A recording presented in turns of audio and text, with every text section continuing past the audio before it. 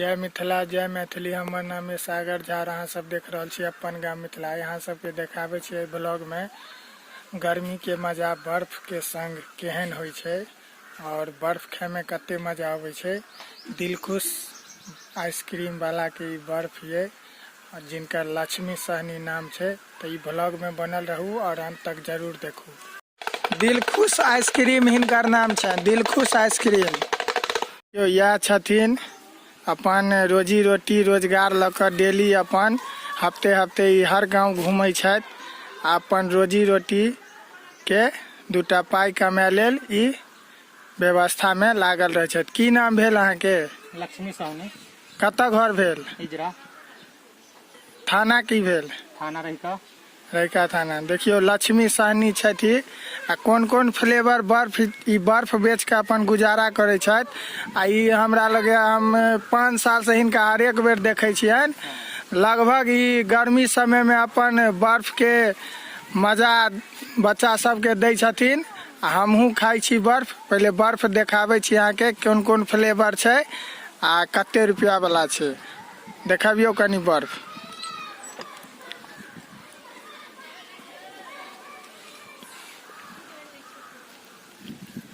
देखियो ई बर्फ कौन छै? एकर नाम की छै? नारियल वाला छै, खोआ सैन।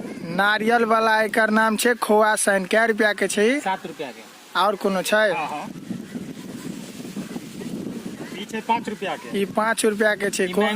मैंगो फ्लेवर छै, चिनिया बादाम फ्लेवर। एकर दाम कते छै? 5 छै। 5 रुपया के छै। एकर 3 छै। ई 3 रुपया वाला बर्फ छै। एकर की नाम छै? एकर तो है नाम लालके सिंपल छै, ऑरेंज फ्लेवर। देख सकै छियै जे ई 10 रुपया में हर फ्लेवर के साथ ई रखे छथि। आ देखियो खोआ साइन नारियल वाला प्रकाश जी ले लेते। बच्चा सब देखियो लो रहल छथि। आ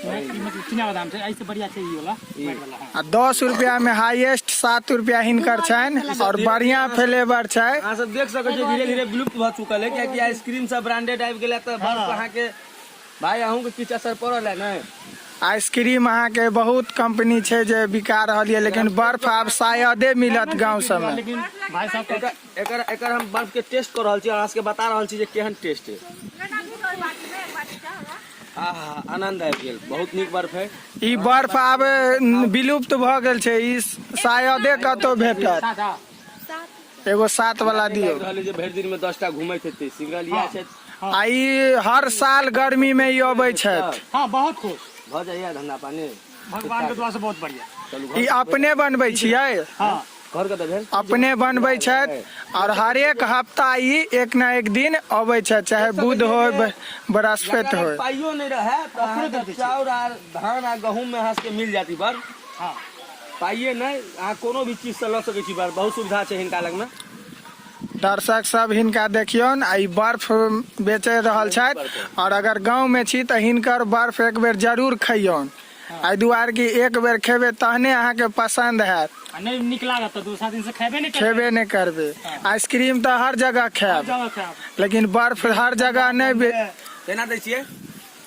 मतलब हाईएस्ट 7 रुपये न? 5 रुपये 3 7 रुपये। देख सकै छियै 7 रुपये बर्फ है। बहुत टेस्टी बर्फ है यहाँ के। ई बर्फ दिल्ली बम्बई गुजरात कतौ नहीं भेटत। मिथिलेटा में ई बर्फ भेटत। मिथिले में भेटत। हवा आबि रहल छै, देख सकै छियै जे कॉलम में छी हम सब भाई एले है। बर्फ रुका के गर्मी के आनंद ल रहल छी। मिलै छी लोक बाज के कस्टमर के बजबै छथि, लेकिन हिनकर बजाबऽ के यंत्र देखियो डमरू छनि। भगवान के डमरू बजाबै छियै देखियो। एही से आदमी आबि जाइ छै आ बर्फ के मन लोभा जाइ छै।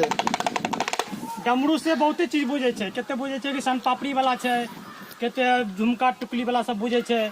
नहीं बुझे छै डमरू से। हाँ। पहले के टाइम में डमरुए रहे छले, अब तो पिपी सब बजावे लगले है। अहाँ अखनो डमरुए बजबै हम छियै? डमरू ब्रिटिश जमाना के छै। महादेव के ई अंश ब्रिटिश जमाना के छै। यहाँ बक्सा पहले चले छले, आप प्लास्टिक के चले लगली है। महादेव के ई अंश छै नै? कनी कैमरा में ई ब्लॉग अहाँ सबके नीक लागल हुए तो हमर चैनल के सब्सक्राइब कर दियो और हमार फेसबुक पेज के सेहो फॉलो करना नहीं बिसरबे। जय मिथिला जय मैथिली।